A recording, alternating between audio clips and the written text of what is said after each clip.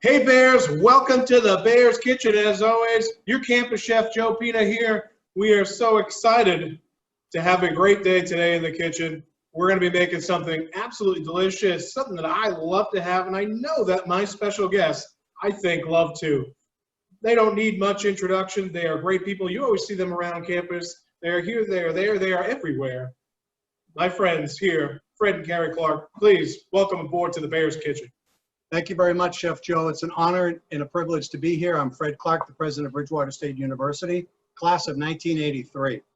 Hi, Carrie Clark, class of 1985, and graduate degree, class of 98. Double bear. Woo-hoo!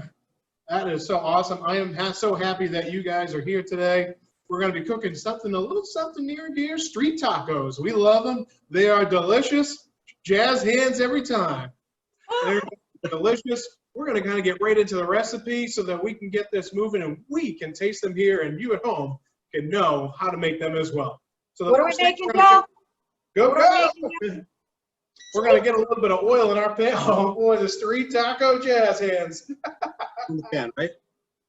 We're going to get our chicken as soon as we get our oil in our pan because we want to cook that first. That's one of the more important things that we get going. So if we can get that right into our pan, we can get a little bit of the sizzle. Oh, you can hear that. That is great. We're going to get ready to move that around. We got a couple things that we're going to season with to start here. We've got some salt that we're going to drop on in. Oh, can we do it? Yep. Joe, should I start clockwise or counterclockwise? Oh, always counterclockwise. Always. Okay. We've got a little bit of black pepper we're going to throw in there to season. And one more main ingredient called sazon, which is traditional in a lot of Latin dishes. And it's really good, brings a bright color and a lot of flavor. We're going to add that sazon right on in there. Smells good. I always wanted to see what that looked like. I never knew what that season looked like. I saw it in different recipes, but so now I know. That does smell good. It does smell good. So we've got that rolling. Just in case I didn't mention, it is a good cut up chicken thigh that we hand cut up, chop it up really good, and we get that moving. So that's steaming away. I'm excited. Students are walking by. We're waving to everybody today in the Bears Kitchen. It is a good day today. It's great to see our students, Joe. It is. It really is. Display. You know, everybody walking the campus, you know, safety first, obviously, but it's just great to see smiling eyes regardless. Love it. That's the best part. It really is. Hey, Joe, what's your favorite thing to eat? My favorite thing, well, you know, as I was a young child, and my mom used to make eggplant parmesan. Cape Verdean guy, I mean, I always had, you know, jag, which is with linguiça and onion, but I loved eggplant parmesan. My mom was amazing friends with an Italian woman, and she used to make this meat sauce and the fried eggplant and the layers of 3 different cheeses. And to this day, I still absolutely love that dish. I've grown miles and miles, and I absolutely love Mexican food. It's probably my #1 go-to. But near and dear to my heart will always be homemade eggplant parmesan. Eggplant parmesan. My grandmother had a jag pan, and you know, after she passed away, that was one of the things is everybody wanted the jag pan because there was like the levels were on there, like how much water, how much rice was all like written on the pan. So it's delicious. It's like an every night staple at the house. So. Right. So that was your favorite thing to eat when you were a kid, and still your favorite thing to eat now as an adult? I make it. I carried on my mom's recipe to this day, and I still make it. And I may make it a little bit better than her nowadays, and a little bit of toot on the horn, but that's just because, you know, I've learned so much about other fresh ingredients, and there's so many more quality products out there that you kind of play around with. But it's just a dish that it brings me back to just being a little kid, and I remember saying, I'm not going to like that. And sure enough, when you try things, you know what you're going to like. Hey, Joe, how come I'm stirring and you're not doing it? Oh, there you go. Never mind. Every once in a while. So the next component of our dish is our fresh salsa, which is Pico de Gallo. We're going to whip together real quick, me and Carrie here, because okay, here we go. Under control. I'm ready. You ready? All right. I'm First ready. main ingredient on the show is our tomatoes. We're going to get those right in our mixing bowl. Second ingredient is Did you always want to be a chef? Ever since I remember, when we were growing up, my mom had to work, single mom, always taking care of us. And my brother was kind of, he was out and about, and there was always me being at home. So he wasn't watching me. If he was, I took interest in cooking. I always kind of wanted to have that, kind of take care of our family mentality. So, I did my part. I used to cook, Joe, but I swore a lot until I discovered oven mitts. Yeah. Oh, that's good. Next ingredient is onion. I'm going to throw that in there, our second big star. Next ingredient is our diced jalapeno. And everything in here is going to be diced really small because we're going to have small little tacos. All right. A little bit of fresh garlic in there as well. I'm a jalapeno. What? Anti-jalapeno. Sorry, just put a little jalapeno on that. I'm a little bit of spiciness. I'm a hot, spicy person. Well, I am a hot, spicy person, but I'm not jalapeno. Humble. Are you feeling spicy today? All right, so that's going. The chicken's stirring good. We're going to get a little bit of salt and pepper in here to season it up. Salt and pepper, okay. All right. No pico is ever complete without cilantro. So you love it or hate it. Do you love it or do you hate it? We love it. Because what are we making? What are we making? Street tacos. And to finish it off, we're just going to get a little bit of lime juice in there. And another ingredient in there, a lot of people might not put in there, but I do, is a little bit of apple cider vinegar. I had a good friend, a chef of mine years ago. He was from Bolivia, and he always added that into his pico, and he used to tell me it used to help cut some of the flavor. So, especially if you had too much jalapeno in there, it would help cut some of the jalapeno along with the lime. Yeah. Here we go. Looks good. Awesome. The pico's made. We're stirring that up. The last piece that we've got going over here with our chicken is, it looks like my chicken's cooked. How's yours, Fred? I think it's pretty good, Joe. All right. It's important to cook it all the way through because it reminds me of our former Italian restaurant. They got a new chef. His name was Sal. His last name was Manella, and they closed immediately. No customers. Salmonella. I'm glad to see my humor is shared by others as well. No, this is all for you, Joe. So we can go ahead, Fred, and we can shut that chicken down. You can hit the power off on that. And as this kind of starts to wind on down, we got a little bit more lime juice over there, and we're going to throw that right into the chicken. Right on the top. Yep, right on the top, create a little bit of steam, and then we're going to throw a pinch of cilantro in there too.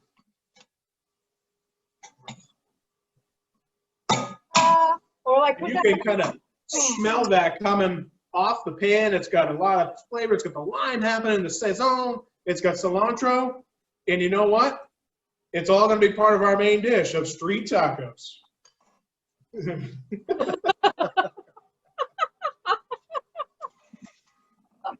It's tough to do this without an audience, Chef Joe. You've got one over there. I know you're waving to him. Awesome. We can grab our taco shells, and with traditional street tacos, it generally is 2 corn tortillas together. These are white corn tortillas.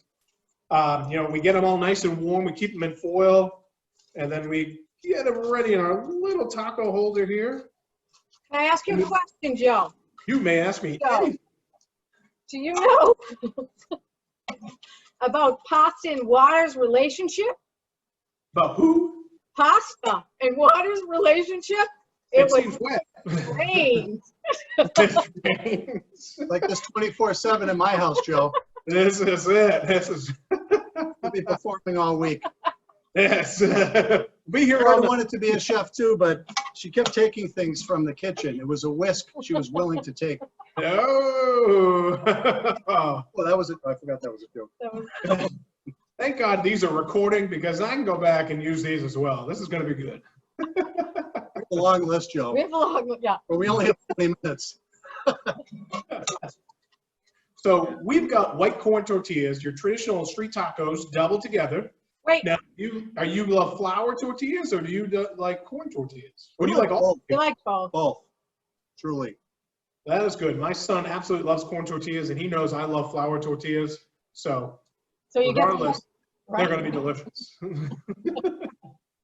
So why don't we go start building? We're going to take some of that chicken out of that pan. We're going to put them right on in to our taco shells. Should I put this in? Yeah, put it in. There you go. You got it in. Great. We got some of our fresh pico. We're going to put right on top of that chicken. Okay. So put a little more of the chicken on there. You think that's funny? As much chicken as you want. Well, there's extra in the pan. You never leave the food in the pan. Never. Never. Yeah, I'm one of 6 kids, Joe. If you left food, you're going to starve. Yeah. It's funny because, when I grow up, everybody always till this day says, you eat so fast. I said, well, as a kid, I mean, it was just me and my brother, but, you had to be a fast eater to get that extra piece of, whether it's steak or anything out there. So you learn to eat a little bit quicker. Exactly. There's a reason why the younger kids are skinnier than the older kids. That's it. That wasn't very good. It's like the chicken noodle soup commercial with the last kid at the end goes, I didn't know there was chicken in the soup. That's it. Right? Classic. So to finish off our street tacos, we have an optional ingredient of cheese. Today we have what's called the cotija cheese. It's a little bit of a firmer cheese. You could also use a Chihuahua cheese, or some people just like a simple Monterey Jack or Chihuahua queso fresco. cheese. Yeah. I never heard of Chihuahua cheese. Chihuahua cheese is a classic. Are you dogging me with that answer? It wasn't me. It's a classic melting cheese that's really, really good, especially with quesadillas.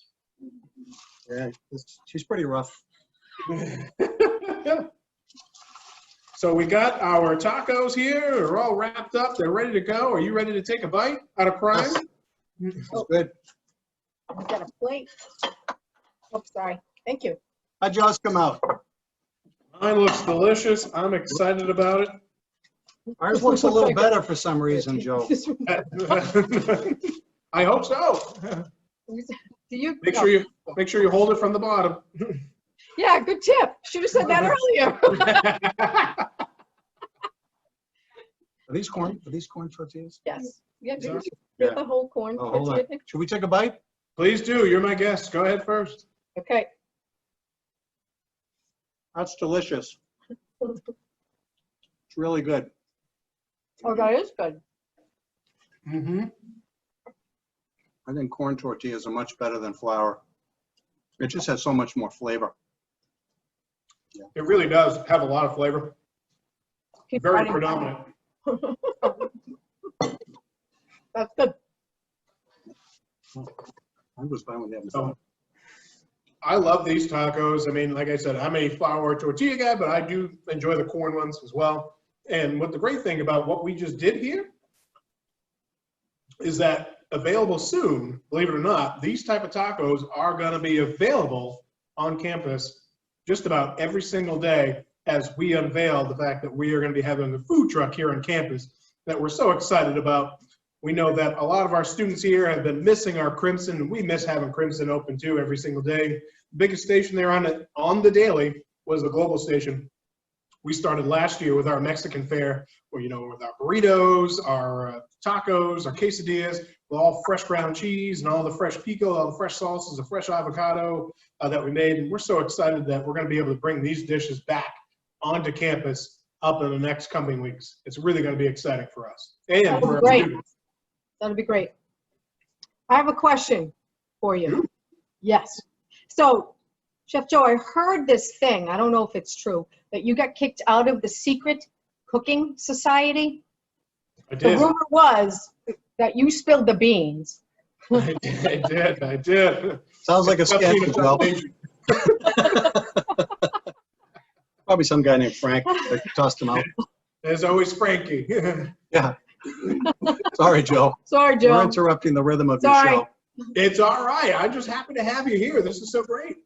I know there's so many things that have been going on around campus. Obviously, just the way we have to interact every day, the safety precautions, everything that's going on has kind of changed. But, at the same time, I think that somewhere deep inside, the spirit is still the same here at BSU. You might have to dig a little bit deeper to find it, but I think it's all still here with the students. What do you think, Fred? Oh, absolutely. We're navigating through a tough time, but I am so incredibly proud of our students. They understand their individual and collective responsibility. They've held each other accountable.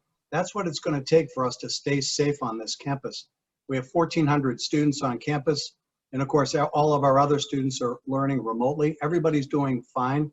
I know it's not as fun, it's not as interactive, it's not as engaged, but we'll get through it, and we'll get through it soon, and we will be back in normal fashion sooner than everyone knows. And for now, we want to keep learning moving, and we want to keep our students safe. So I want to congratulate, first and foremost, our students for the great job they've done. Very proud of you.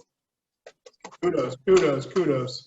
The nice thing too is when you look at some of that stuff, you look at the quality of things as opposed to the quantity of things. So I think like the fact that you have a roommate, you have a quality relationship with that roommate, or you have a quality relationship with the people that you can interact with, and be very meaningful with nonverbal stuff too. Like like it's really funny like what you can say without having to say anything. And I think it's really nice to see the kindness that people extend, and really just reaching out to talk with other people. And, you just have to learn a whole different way. And I think it's, there's a lot of bad things, but I think that's one of the good things is that people have learned to communicate with each other.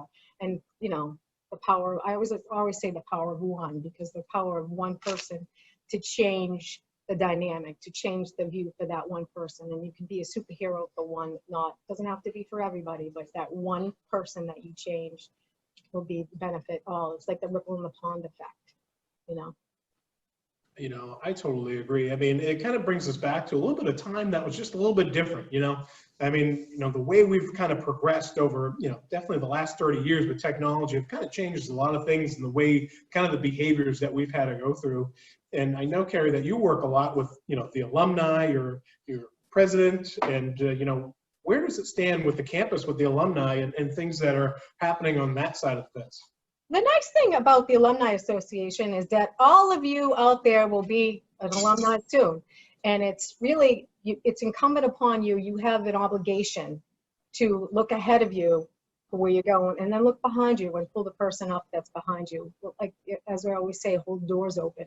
And I think what happens is, as you get to be an alum, you kind of think about, what can I do? How can I do it? When can I do it? And there's a lot of that while the pandemic is going on, is thinking about what is the most effective way to do it, and how can we reach out to students in a different way. And you really have to look at things in a whole different way, because the world is not the same, and the world will not be the same once we're back, back to regular business. But we benefited from Bridgewater State, yeah. Joe. We met here as students. We understand how this place opened doors of opportunity, yeah. And we're determined to keep those doors open and open them even wider for the students that have come after us. And that's really why we're here. And that's the passion that drives us in everything that we do.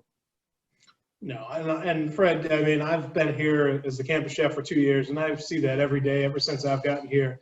Everybody's always welcomed me here with open arms, and I've been so, gracious to be here. And even in these times, knowing that, everything's a little, it's unclear at some times, not so much of the directives that we have, but just of, where life's going to take us. And that's kind of what life was just in general. You never know where your career is going to take you or where schooling's going to take you.